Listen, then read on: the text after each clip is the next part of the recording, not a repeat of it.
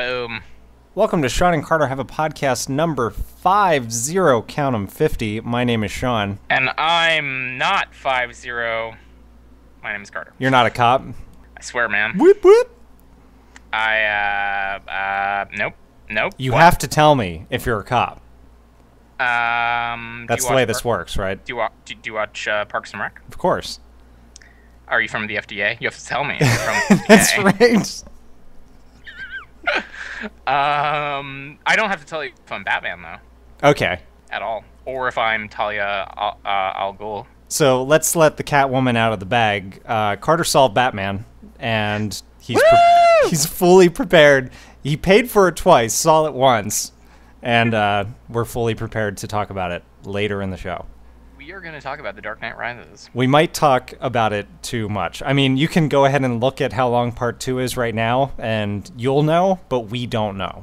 We don't know. That's the interesting thing about doing this is we could even say, like, we're going to try and rein it in, but we're going to talk for however long we're going to talk, and then it'll just be what it is. At least until my wife gets home and drags me away from the screen. That might happen.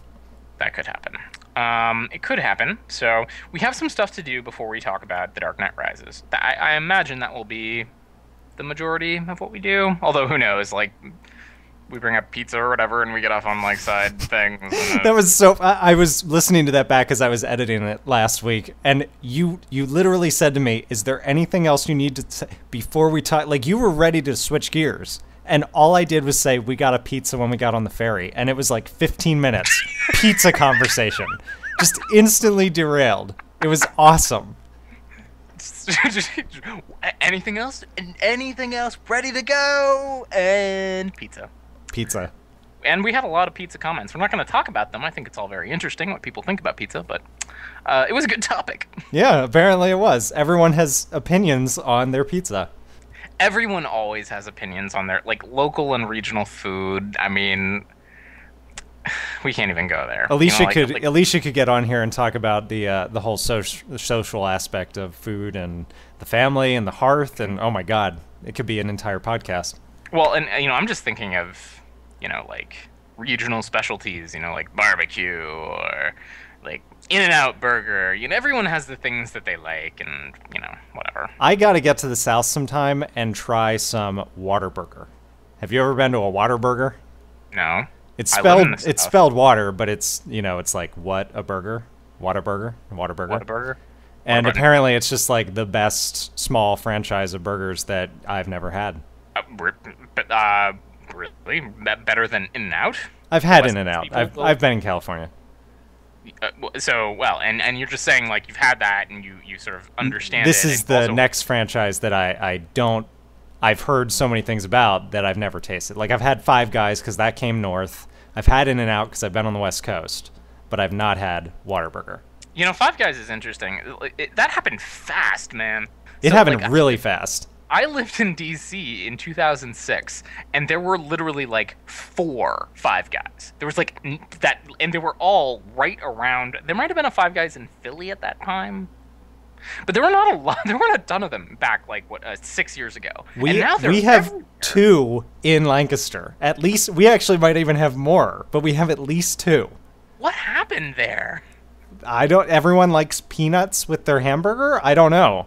I mean, it's brilliant, the strategy. It's just like you can get a hamburger, a double hamburger, a cheeseburger, a double cheeseburger. You can get all the stuff that comes on those without the meat. You can get grilled cheese, and you can get peanuts. It reminds me a lot of Fuddruckers. It seems like the same kind of setup. I don't think that.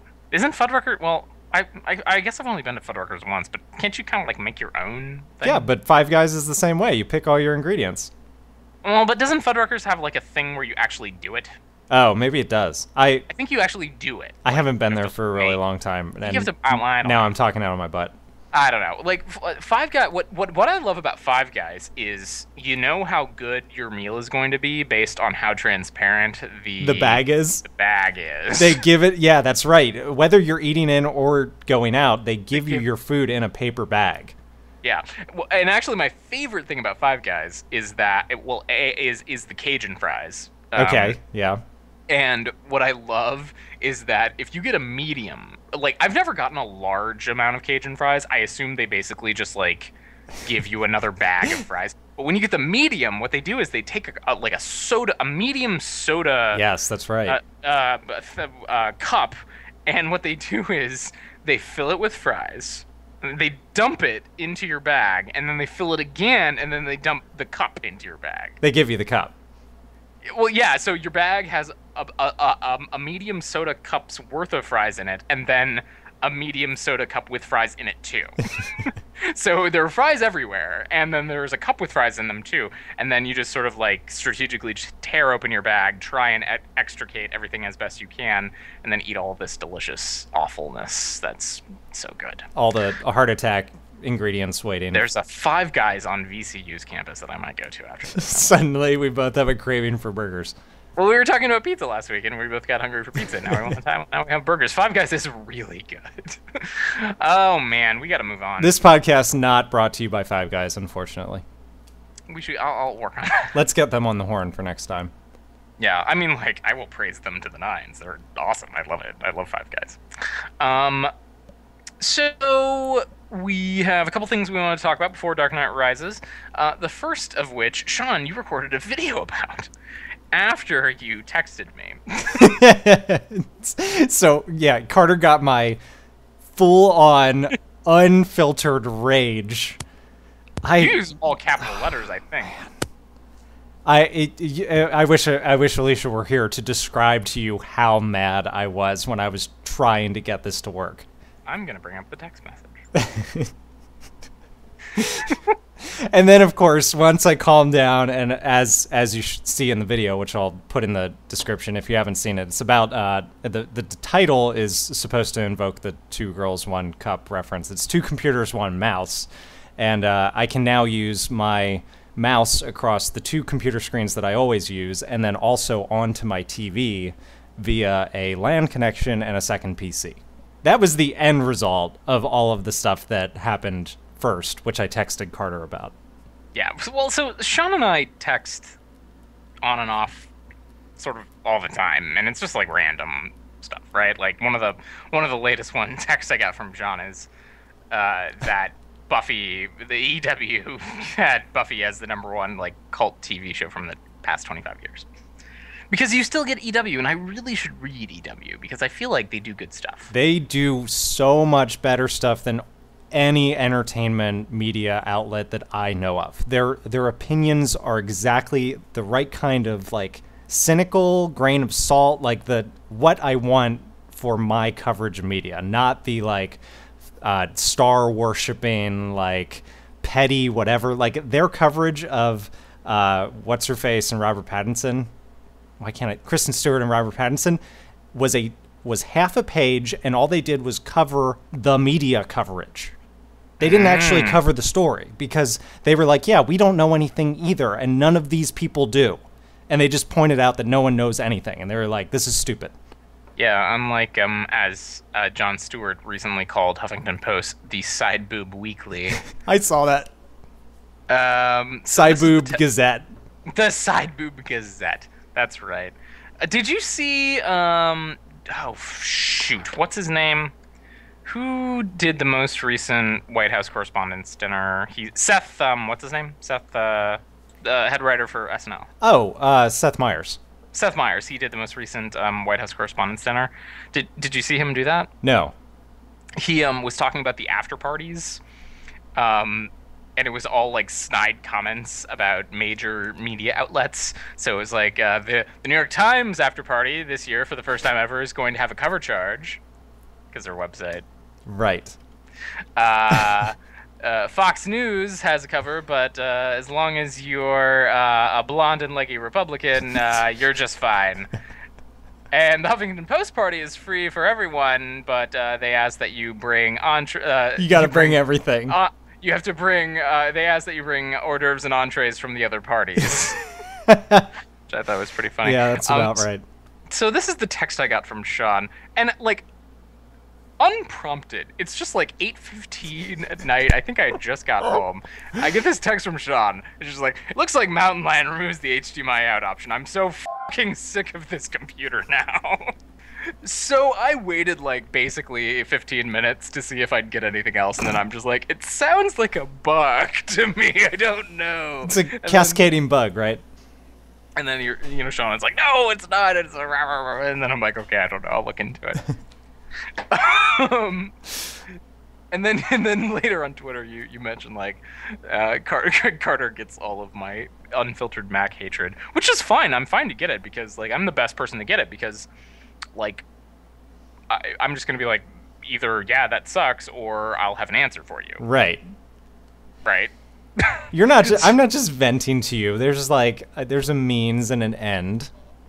Right, because if it is a legitimate bug and I know the answer, like I'll tell you, and then you'll have a solution. Now, I should also say that my rage, this was the end of a frustrating week of video out with this computer because I didn't mention this on the video.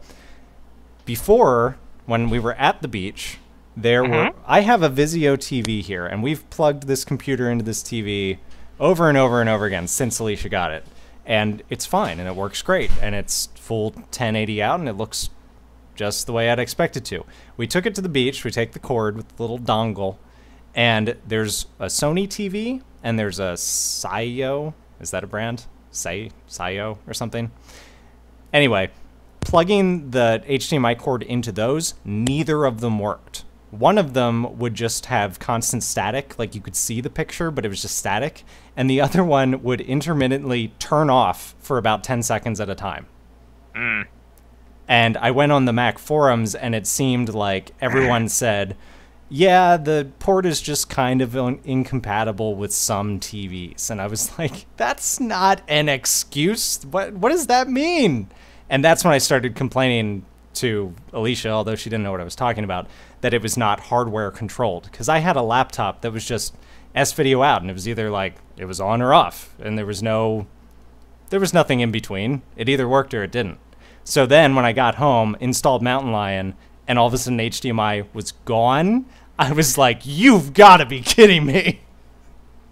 Okay, so here's my first answer. I told you not to get Mountain Lion. You told me after I'd already gotten it. Okay, but I mean, I would tell anyone, because I didn't know about this. And you did, thing. On the podcast, you said. And I said, don't get it until you know all of the stuff. So I'm just gonna say, like, my recommendation would have saved you, but that, regardless, like that's flip of me because you upgraded your computer trying to be a good good Apple citizen, and then it burnt you, right? Yep. Okay, so then I will further make you unhappy and upset with the universe you're living in, but maybe at the end you will find closure. You have to use a dongle to get HDMI out on anything but a Mac Mini. Right. And I have that dongle, and I've used it. And it's... So there's basically three classes of citizens using a Mac. There are... And I noticed this when I was watching your video. This struck me. And it made me think, Sean. It made me think about stuff. That you mentioned that Alicia loves her computer and has no problems with it. Right. And that you are constantly frustrated with it. And it like, that's, like, something's there. I know, and that's why I bothered to mention it, because she really doesn't run into these weird issues that every time I pick it up, I'm like, why isn't it doing this? And she's like, I just use email and Word and... Right. She's fine. So there's one class of Mac citizen, or there's one class of, people who use Mac, and they open the computer up and they just use the things that it offers up to them, and it helps them do stuff, right? Like, they are our parents, they're our friends who are not very computer literate, they're your wife. They're the people who the basic sort of front-facing, simple functionality of the Macintosh was designed for. Like, even back in 1984, they're the people that the mouse was designed for, right? Yeah. Like, it's like, oh, computers are hard. You have to, like, know how to type all these things. Like, no, you can just, like, move this thing around and click on buttons, and there's windows and trash cans, right? It's like, you open this up and it's got your email. It makes me think of way back when we talked about Chris Pirillo's dad. Yeah. Right? Is like, it's like a lot of people, probably most people who use a Mac, they don't change anything in the dock. The They dock don't is where the change. dock is, and it's got that stuff on it. Yeah, they don't take anything into it. They don't take anything out of it. They don't change its appearance. They're the people who have like a lot of stuff saved to their desktop. They don't use the Finder very much. This is my wife's boss, by the way.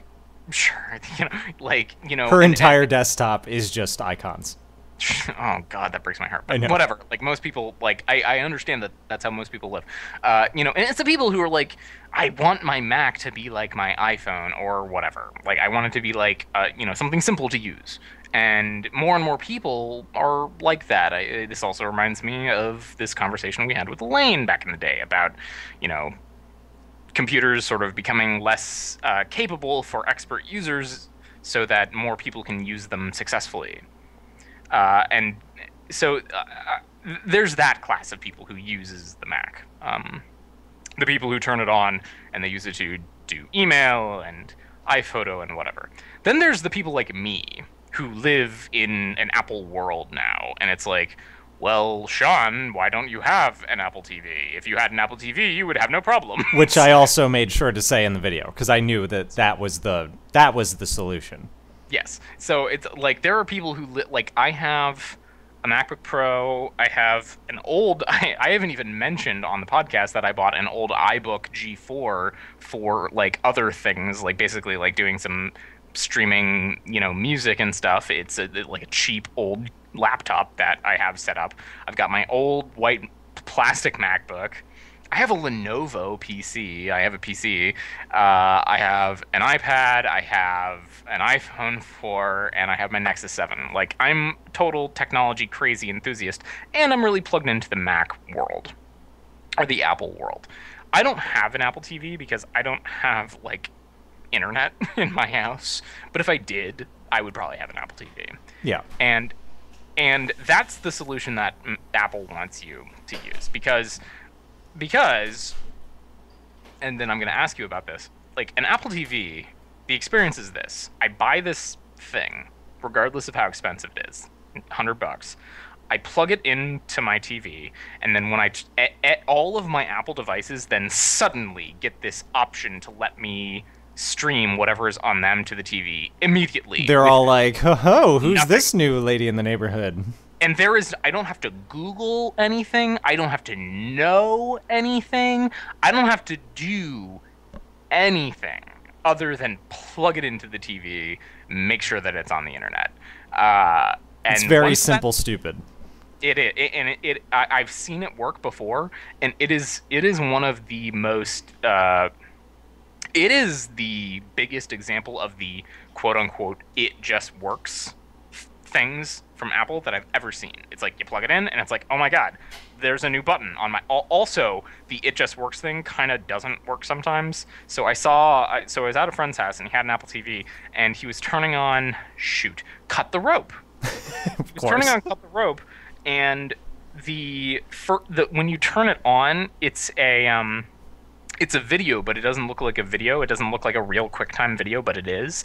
And it was an iPad. He had it connected to his TV from before, so it was starting to show. The TV wasn't on, but it was trying to show that video onto the TV because the iPad had been AirPlay mirrored to the TV. So all the iPad said was playing on your TV or something like that. And it's like, what?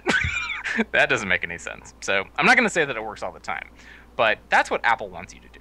So, and that's what I would do. And you fall into that sort of, that squishy middle of like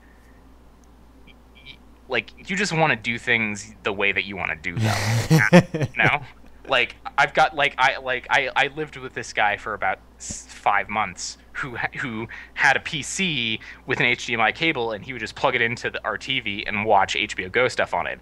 And if that didn't work for him, I know he would be totally frustrated and be like, "Well, this is stupid. Like, why can't I just do things the way I want to do them?"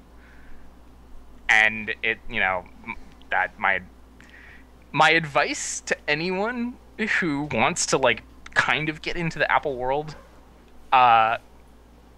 if you're using something with a dongle, you should expect that Apple is probably not going to support that for much longer. Like the dongle is the sort of, we're about to get rid of this thing. Yeah, I mean, what is that out supposed to be used for if you're not taking it to a TV? What is that actual connection for?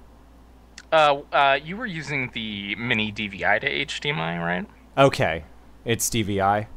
It's mini DVI, but actually on Alicia's computer, that's a Thunderbolt. That's a Thunderbolt cable now. Do people use that for something? So actually, I'm in front of a computer right now that has a dongle, and I don't expect this to last forever.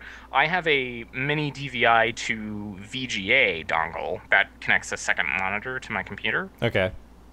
But the Thunderbolt cable, it's also a DVI cable. So any DVI connection you can connect to it. Any regular DVI connection you can connect to it. So that's a lot of monitors. Mm-hmm. And it's a Thunderbolt cable as well. That's this new technology.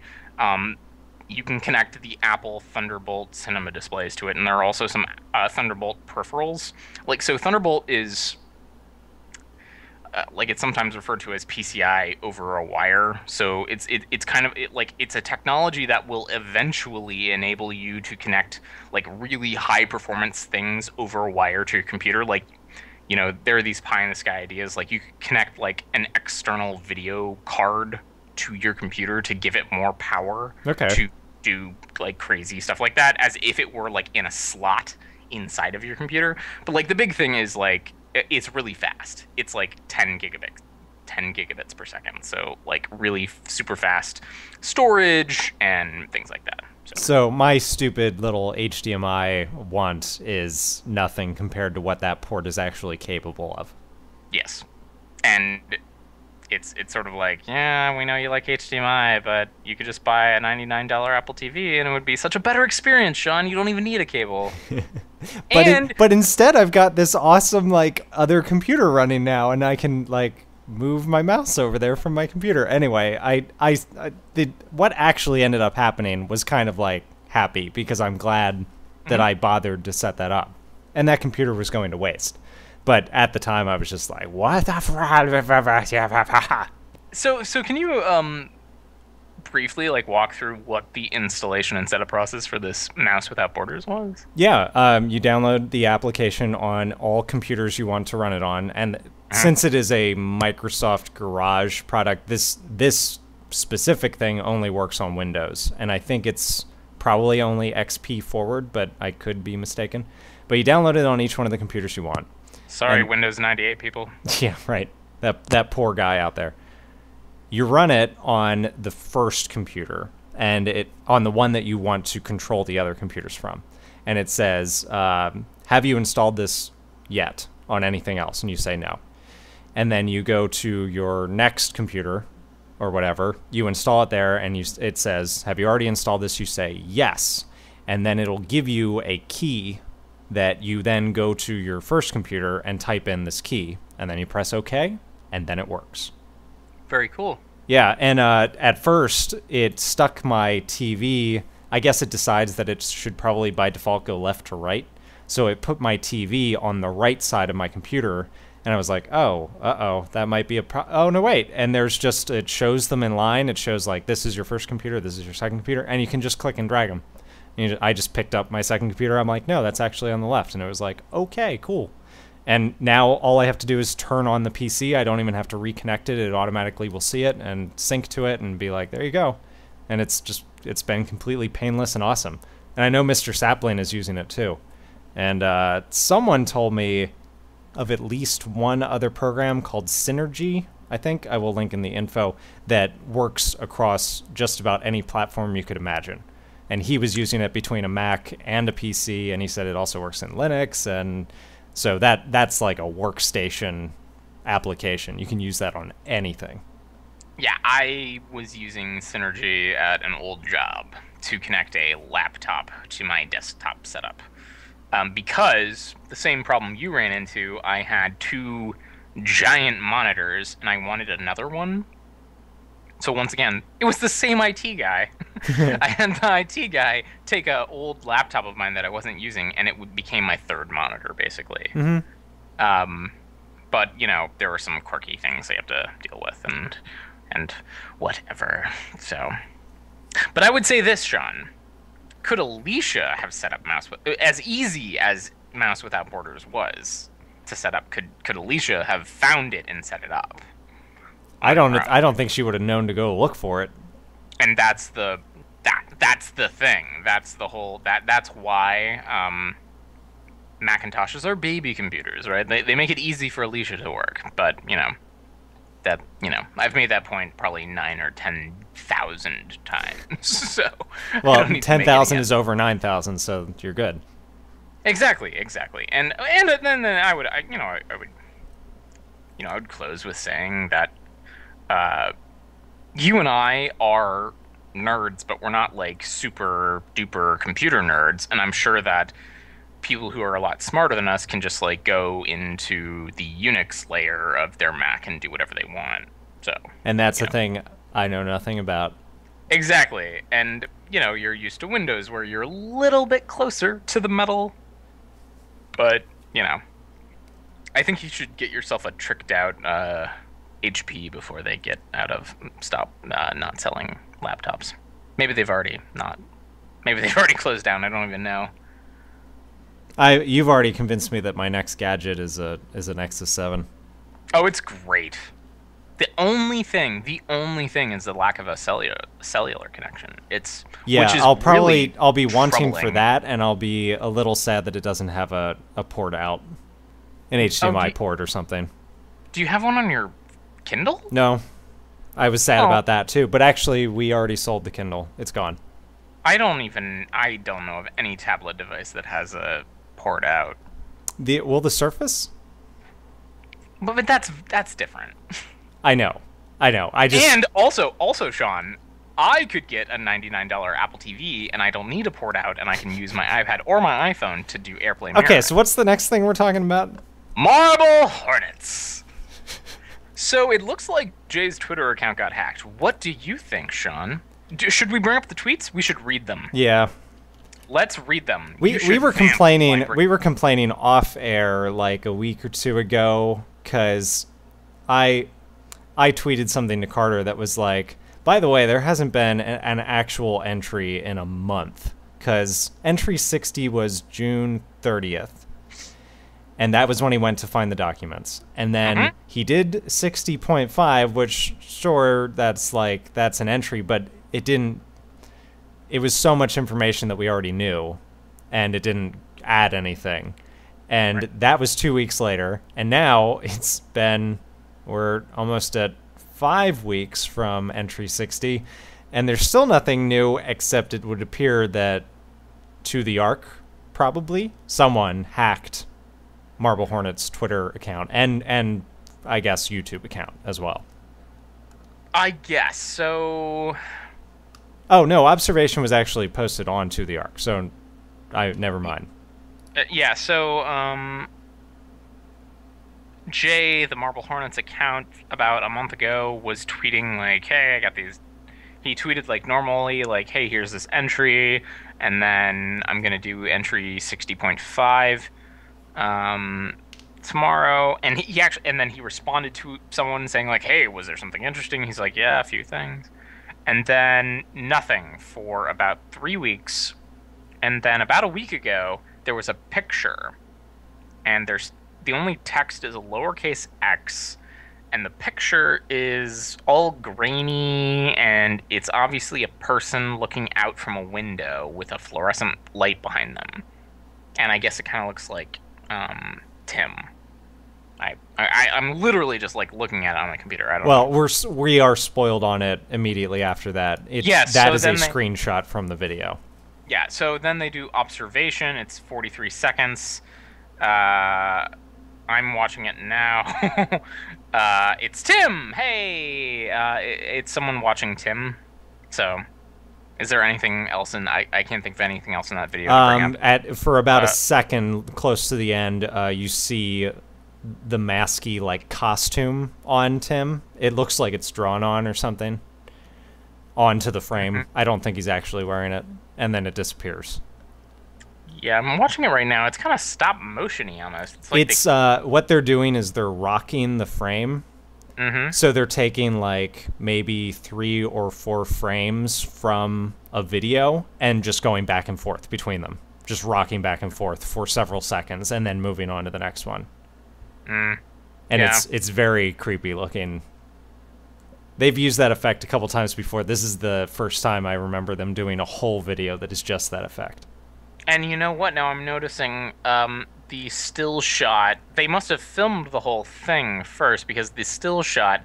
I mentioned it looked like a fluorescent light. It's not. It's that the camera was panning and it made the It's the blur. light look longer. Okay. So 6 days ago they did the still pic. 3 days ago they posted the video. It's on To the Arc, and Jay, whenever he mentions To the Arc videos, he always says like To the Arc responded, blah blah blah, and he didn't. It was just 0. Yeah, when he posted the picture with just the caption X, I was already like, that's a little weird. Yeah. Especially And since then- we hadn't heard of it from him in so long. Yeah, and then 2 days ago we get the post, Do you hear thunder? Then a day ago, look outside when the lightning flashes. And also I will say that that happened in a storm in Richmond, That's ultimately creepy. which made me creeped out. So 2 days ago, do you hear thunder? A day ago, look outside when the lightning flashes, and then Earlier today. earlier today, you will not see me, but I will see you. And this set does not sound like Jay. Yeah, no, Right? not really. Do you have any thoughts? I don't even. Well, I guess I'm looking at the fact that the operator is chasing him. This is the first time since season 1 that the operator has really been after him. That's true. I would just assume that the operator got him. Oh, jeez. Like, I don't know what's going on right now, but I think we're supposed to believe that Jay is out of commission. I'll say that, and to be clear, all of my thoughts are coming from me right now. I have not thought about this at all. So, and a lot of any thoughts that I have right now are totally like ill-formed. But we had the picture and then the YouTube video, and it's an X and a 0, and that's combined the operator symbol. Right. That's the only, I mean, I have no idea what that means. I would just point it out like that. Like if you take those two together, that makes that. The other thing that I would point out is that this account posted "Do you hear thunder?" and then posted "Look outside when the lightning flashes," and that's the opposite of how you experience lightning. Usually, you see it and right? Isn't that how? Yeah. Light travels faster than sound. Right. So this account posted about thunder and then posted about lightning, but that's the opposite of how you experience that in reality. I have no idea how that could be important, but I'm, a critical person, and I notice things like that. So I don't know. That probably has nothing to do with anything. And then, like, a week from now, we'll know that blah, blah, blah, something else totally different. But there you go. Yeah, I wish, I'm going to state again, I wish this season were moving with a little bit more expediency. They've got a fan base that is very fickle and hard to keep their attention, and I think that they're just doing things way too slowly. I agree. I'm wondering how much Tim's school schedule, frankly, is impacting this. That could, I'm sure their daily lives He's doing have summer become a huge problem. right now, I think. Yeah, and like Alex is performing like one-off gigs, and Troy is like trying to make it as like a production assistant. Like, it's actually pretty. I mean, like the fact that they're able to pull this together at all is pretty amazing. But I just want to complain, Carter. Me Entertain me, damn it! Take my money. All right. So we're not sure. Actually, well, let's just say let's just put it on put it on the books. 2 weeks from now, my last appearance on this podcast. 2 weeks from now, we will do, regardless of where we are on Marble Hornets, we will do some sort of wrap up and predictions, right? Yeah, when Alicia and I take it over for a little while, I don't think she'll be joining in the Marble Hornets discussion. She's shaking her head right now, so no, that's not going to happen. So that's no. So we will do a like wrap up, like where we think we've come and where where we think it's gonna go, and our interpretations, and maybe Sean and I will take some time to think critically about the whole universe, and impress you with our big thoughts or not, likely. There are a lot of things that we've said that I thought were pretty obvious that people have responded in the comments like, I'd never thought of that. And I was like, that's like, do you not read the unfiction threads? Because it's all over there. Yeah, I think, yeah, you just gotta watch it, read the unfiction threads, think about it a little bit, and basically be an obsessed fangirl, and then you'll be able to have those thoughts too. So we'll just conclude with, we don't know what's going on, but like a couple weeks from now, we'll do a where we think it's gonna head, and then hopefully they'll have given us a little bit more before then. Please, Troy. I mean Jay. I mean Slendy. I mean. Also right. in the realm of spooky things, a little bit more. There's some follow up we should mention on American Horror Story after my revelation and Carter's rant last week. So mad. So mad. Series 2, it's going to be a whole new story. It's a mini-series. Okay. Well, tell us about this new mini-series. First of all, wait a minute. Do we know that Series 2 is a mini-series? Have they said that too? They didn't, did they? Well, okay. I think Ryan Murphy is doing a little bit of cover his network's ass, I think. Yeah, well, tell us about what he said. What he said. Ryan Murphy said that the reason that they didn't spell it out beforehand that it was a miniseries is because they didn't want people to think that the Harmons would die at the end. Spoiler. Sorry. To which, offline, I said to Sean that that's bullshit. Because why does knowing that the series will have a conclusion mean that anyone would die? Yeah, we speculated, not knowing that the series was going to have an end, that they were going to die.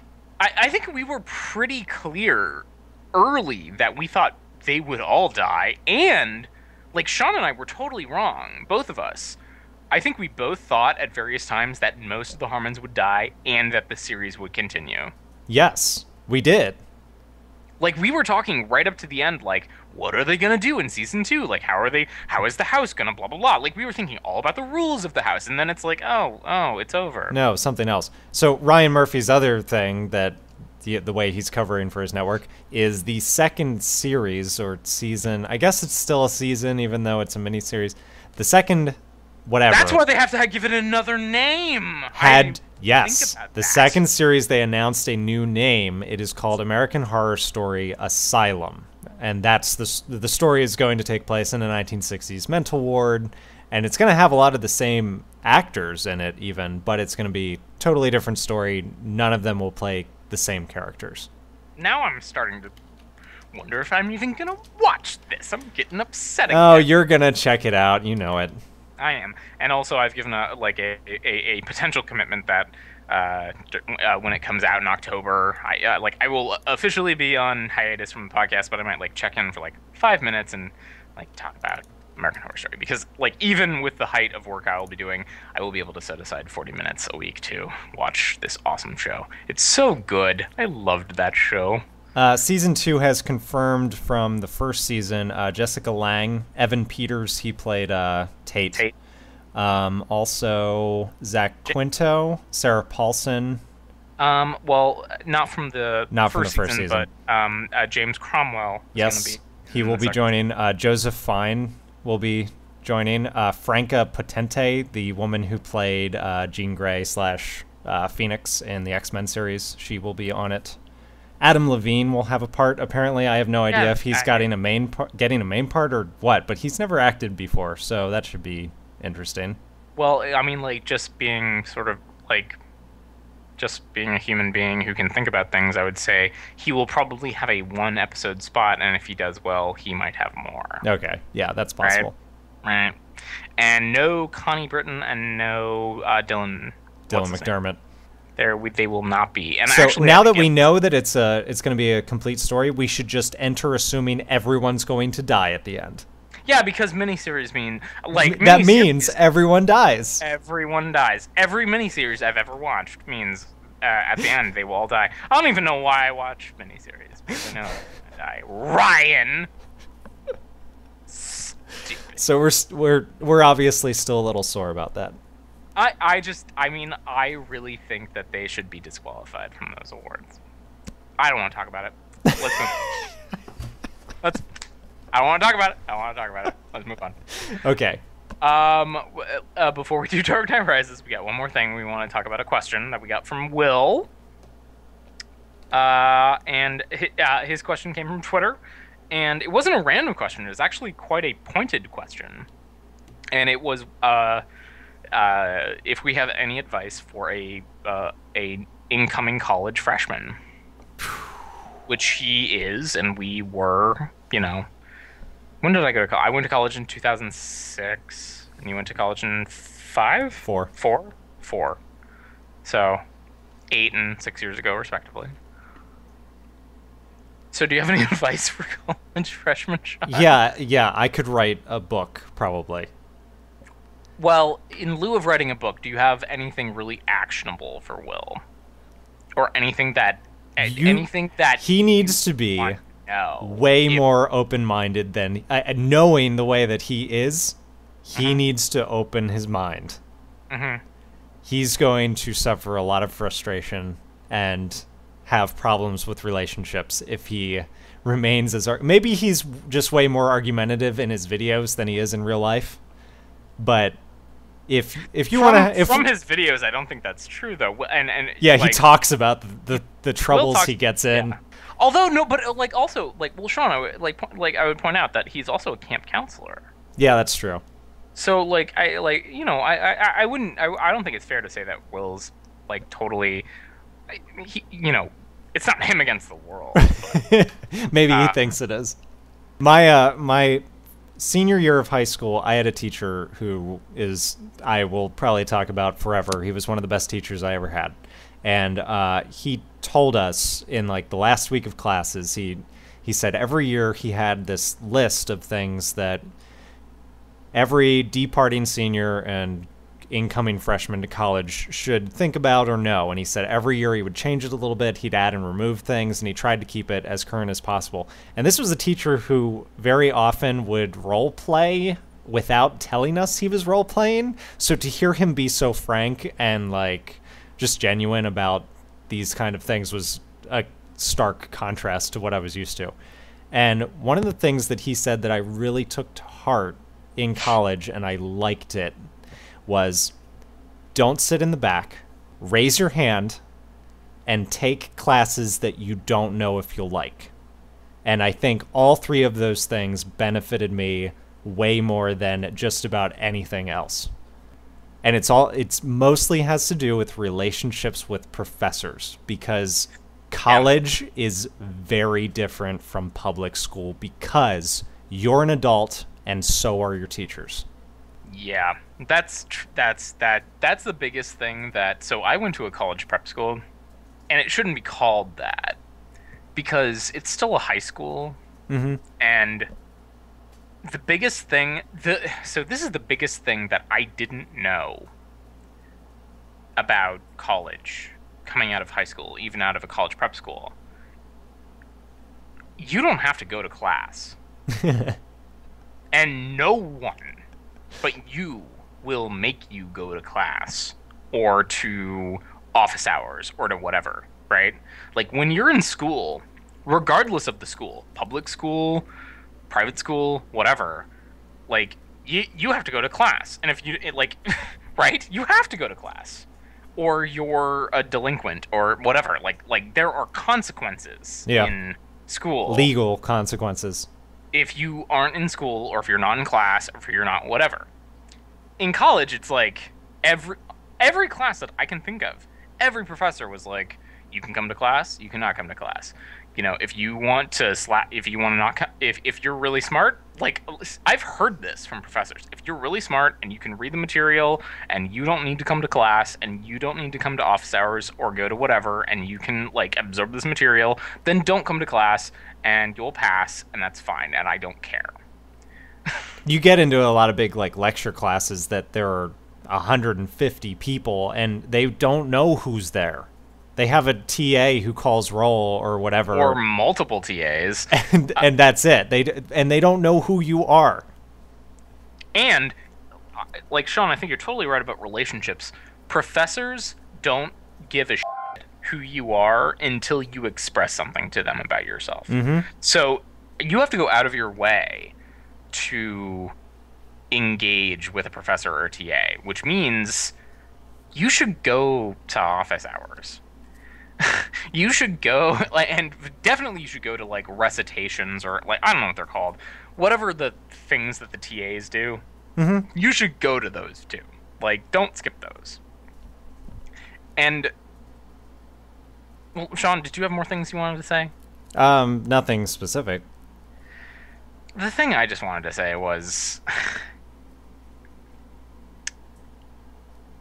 you're gonna make a lot of mistakes.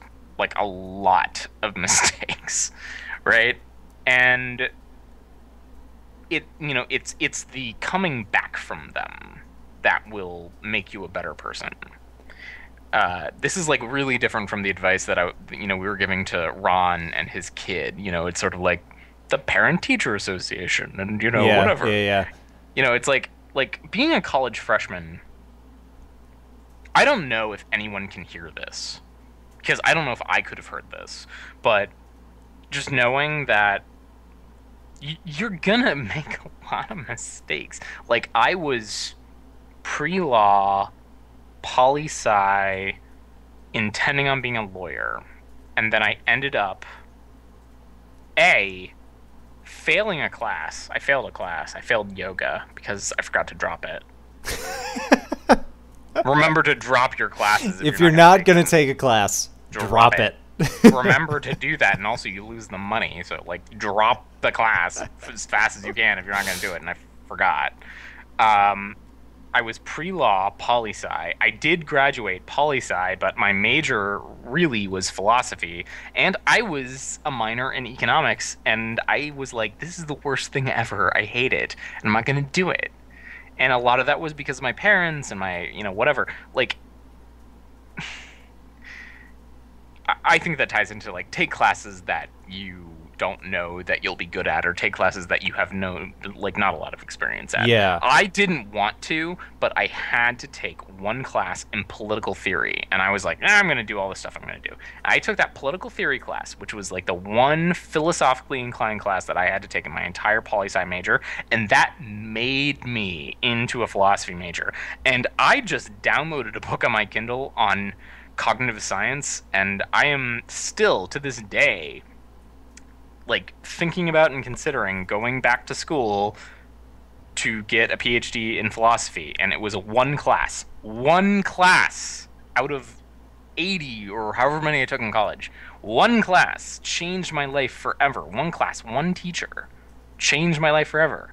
I don't know how I can tell anyone to prepare for something like when I entered high school and when I left high school, I had changed, but I'd say basically I was the same person. When I entered college and when I left college, I was a different person. Mm-hmm. Everything about me had changed. And I think that a lot of people, just those years from like 18 to 21, 22, that is a hugely tumultuous time for just about everyone. It's just the perfect time to put all of you in the same place. Right. Go crazy, kids. Don't kill each other. I will say this. Wear a condom. That is the best advice you could give. Oh, and you know what? If you're into or become into drinking, like, socially, get good at Flip Cup, because you will really impress people if you're good at it. Flip cup especially. So, like, I mean, beer pong or Beirut or whatever anyone wants to call it, like, I have found that more, like, that is, A, hard to get good at, and B, it seems more like luck. It's random. It's random. Like, you're never going to get into those cups, and the cups move all the time. But you can get good at flip cup, and if you can just, like, plop that, like, drink the cup, plop it down, and flip it up, and it lands the first time, people will think you're a stud. Yes, they will. They will. No, seriously, I'm being really serious. Like, so if you want to try and get good at any drinking games, think about getting good at flip cup. Also be responsible. Once you're 21 and able to drink legally in America.